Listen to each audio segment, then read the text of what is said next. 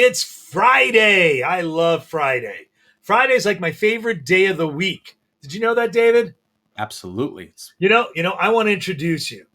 Today, we're going to talk about why we can't trust the media. Week. It's our final episode of it for the week. And you want to know something? It's all about Justin Trudeau. David Solomon, I'm Stuart Brisgell. David's going to be back in 10 seconds while he's going to rant about good old Prime Minister Justin Trudeau. See you in 10.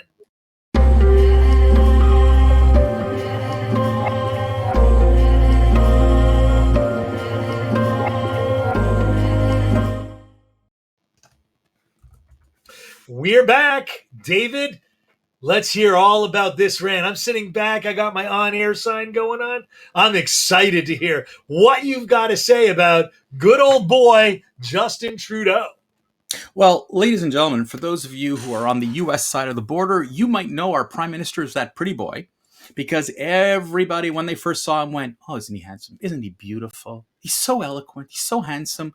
But at the end of the day, the deviousness that is Justin Trudeau has really reeked, and his friends in the media have given him the pass that every leader in this world should get. Okay? I wouldn't exactly call him Darth Vader, but I would certainly call him the Teflon Prime Minister. Yep. So let's go back a little bit. For those of you who are not familiar, Justin Trudeau got elected and immediately was mired in his first scandal. He accepted an invitation to a private island, to Aga Khan's private island, and that conflict of interest to the nth degree. Justin came out, had a press conference, and apologized to everybody. "I'm sorry, I understand.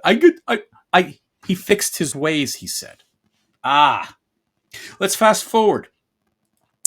An infrastructure firm here in Montreal, SNC-Lavalin, got caught in a scandal overseas. It was big. It was going to be major. And we're going to be talking about thousands of jobs potentially lost because of such scandal. Trudeau intervened by talking to the Justice Minister and a couple of other ministers to try to avoid any form of prosecution. Why? Because SNC-Lavalin back in 2016 was found to give an inordinate amount of money to the Liberal coffers as part of their election campaign. He interfered. It was blatant. He forced ministers to resign and then kind of went, "Oops, I made a mistake. I'm sorry.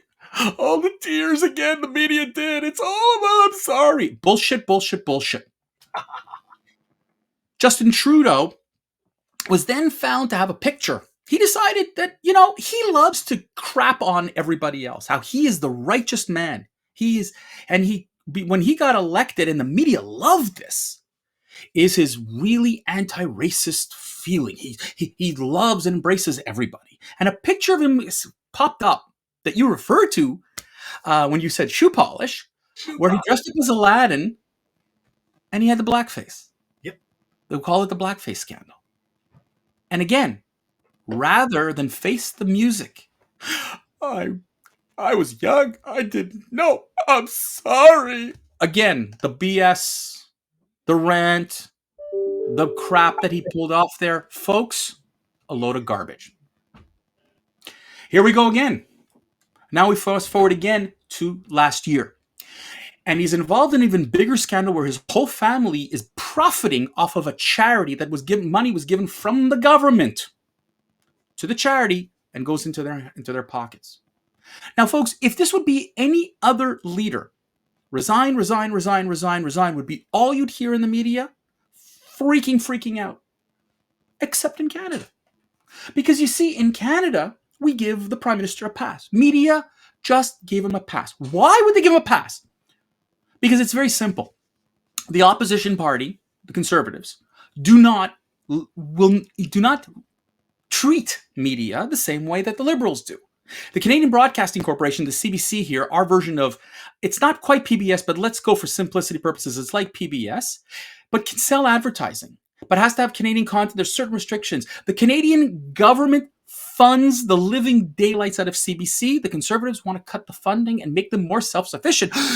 No, don't do that to us. We must keep the Liberals in power.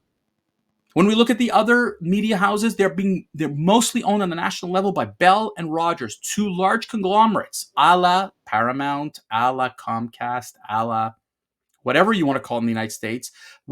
And they can figure that they're better suited with the liberals than with the conservatives. So at this point, let's do everything we can to keep them in power. Anytime, folks, anytime a media house puts out something about Justin Trudeau, it's buried. It's kind of say we're doing our job, but it's buried. This was an article from October in the National Post. It was buried. Okay, another one. It was buried. When this popped up recently after another scandal regarding our Governor General, yes, another scandal. Media complicit in Justin Trudeau's appointments. Media complicit. You will see that across the board. The Hamilton Spectator got ripped for doing this. Folks, it's absolutely sad that when a local newspaper, the local newspapers are absolutely terrorizing the Prime Minister, they're getting vilified as being anti-Canadian. Ah, come on, folks. But this was an article in the suburban newspapers here in Montreal that went out and literally said, hey, there are lies here. And when our editor of this newspaper went out and did something about it, he got vilified. Folks, the media is in the Prime Minister's pocket. And Stuart, I've talked enough about this. But what say you as an American looking at Canada? What's your reaction to a situation like that? All right. First of all, let's first talk about that this guy, here's his picture. There's our plug on Facebook. I got to tell you.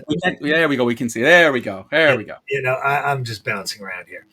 I just got everything going on. Oh, boy. Technical difficulties. Let's hide on stream. There. Oh, nope. Didn't do that right. My love for Justin Trudeau is that he's a comic book guy. He has the position of the Teflon Don.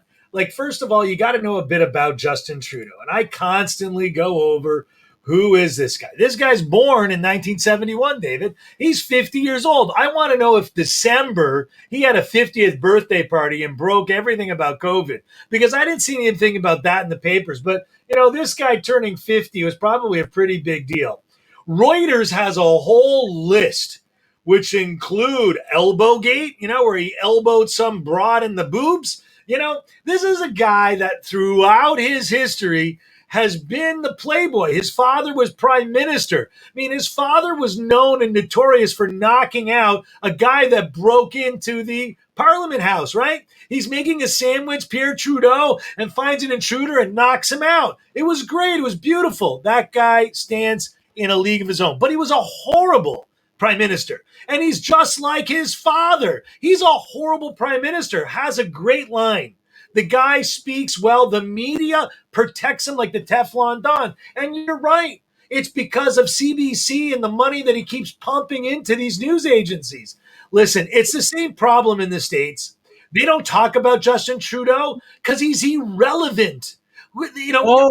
Actually, they do. Here's the great irony, Stuart. You don't talk about Justin Trudeau. I watch the news all day long. Watch this. This is CNN. Oh, but CNN is not a real news network. Hold on. I don't care if you want to call it the Crooked News Network, but look at this. This was back in July of last year that Justin Trudeau's ethics scandal could spell the end of his career. I found it so ironic. American media went after, they said, hey, this is problematic.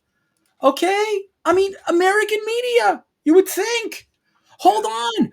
The British media went after him just as much, wondering what went wrong for this bright young thing. I mean, this was the reason. The thing is that every other media globally who pays attention to our little 37 million population country, we're part of the G7, but we're a nothing country in general. But when people pay attention here, they suddenly go, how does this guy get away with everything? Look, we got our own problems here in the States, and we've talked about them predominantly in every cycle that we've been online and on the network. And I got to be honest with you, if Justin Trudeau had the keys to a nuclear football, I'd be just as terrified as I am with Joe Biden. And, the media doesn't talk about any of this. They talk about things like, hey, no big deal, a little bit of this, a little bit of that. It is the most corrupt economy in the history of history. Trudeau, Biden, they're all crooked. They're all crooked. And the media just embraces it. That's how they make money. Stuart, but we know one thing. Crooked or not crooked, whether you agree with the Prime Minister or the President, or whether you agree or not, is not the point. The Fourth Estate continues to claim that it is going to uphold ethics. That's what they keep saying. And that's what we've been talking about all week. We saw it, how they uphold it with Cuomo. We see how they uphold it with DeSantis.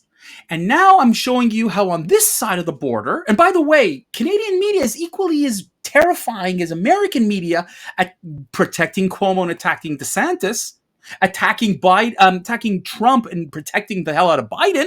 I mean, you cannot imagine the vilification happening on this side of the border. But our own Prime Minister, who has been involved in one scandal after another, who would have been destroyed had it been any other country or party, they're giving him a pass. Yeah. Because they prefer the devil they know and the devil they like, the devil they can manipulate and coddle and continue to protect their own interests rather than deal with the truth. So, folks, my point the entire week, Stuart and I have been trying to drive this the whole week. The media that we've come to love and to trust for so long doesn't care about you. It cares about controlling you, the messaging, controlling how you're going to act, and to control and manipulate their own interests. I got something to come in. It's going to be a partial plug for next week's Monday. The next big thing is, you have people that want to control. So you have the government, and now you have the corporation. And now the corporations want to control like the government, just like the banks want to control the monies. So you know what I think round 2 of this battle is once we get through this media and political thing? It's the companies that want to control. Look, we could talk about Google and Facebook. No, why don't we just talk about, we'll start with Comcast, NBC. Look, we know one thing. We know one thing, Stuart. What we know at the end of the day, and what we've come to discover at the end of the day, is that the journalists that you're seeing on TV, on radio, you want to know why so many of them have left? Lara Flynn quit 60 Minutes. Why? She wasn't allowed to report the truth.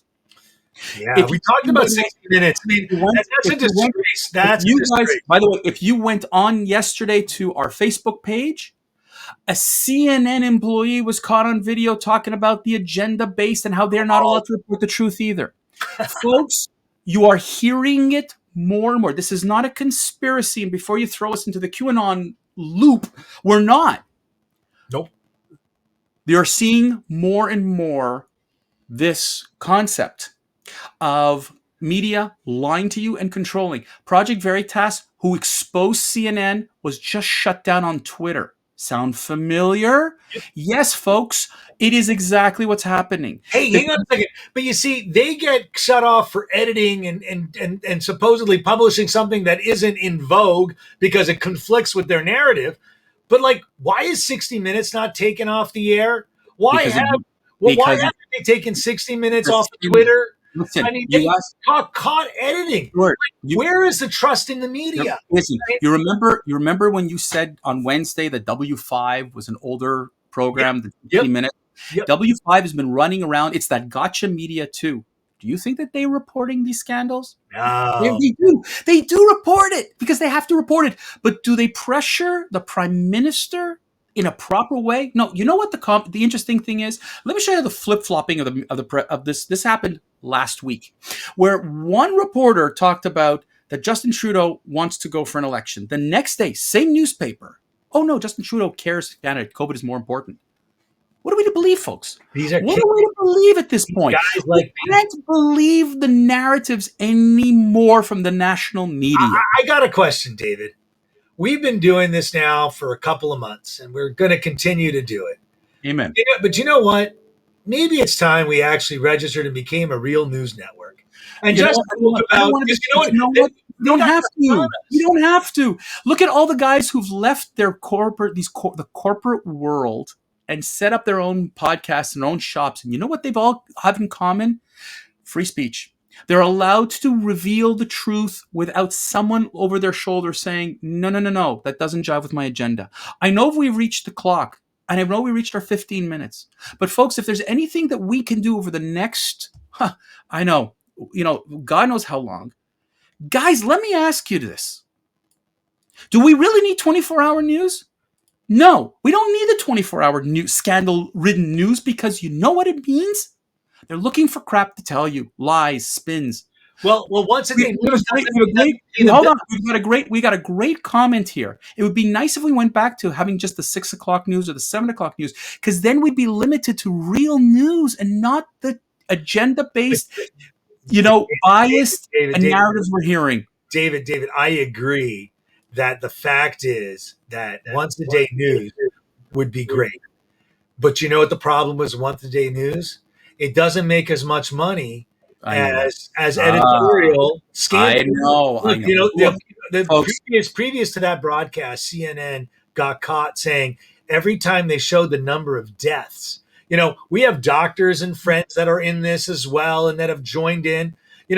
If a doctor can condone the publicity of numbers of death, not to prevent more deaths, but to make money, I think it would conflict with their Hippocratical oath of supporting that news network, because they didn't do it to save lives. They did it to make dollars. Look, we know that. It's the same reason why airplane crashes are wonderful for CNN. On that note, folks, look, we're what we wanted to share with you this week. Dave? What's next week? Look, Dave, next week, I'm going to flip this. Sports. Guys, I love sports. I'm a huge sports fanatic. Why are the ratings down? Why are people not going to watching the events? You want to know why? They are sick and tired. Talking about baseball? Are we talking about baseball next week?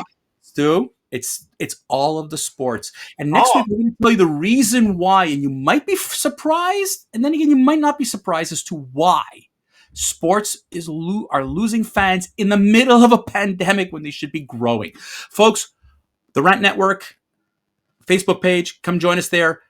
Rant at therantnetwork.com. We'd love to hear more of your comments. We love you. We thank you for your support and the spread. And by the way, a couple hundred people already love what we do here. You spread the word. We love more. So spread the word. On that note, Stuart, sign us off. You know what, guys? Thank you. It's Friday. Have a great weekend. See you all Monday.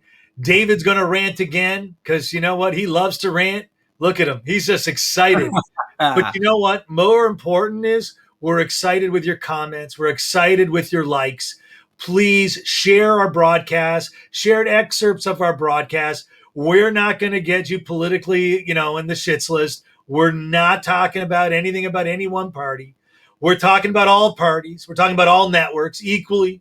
Please, we need more viewers. We need more comments. Rant at therantnetwork.com, therantnetwork.com, on Facebook, on YouTube, on Twitter. We're around everywhere. Talk to you soon, guys. Have a great weekend.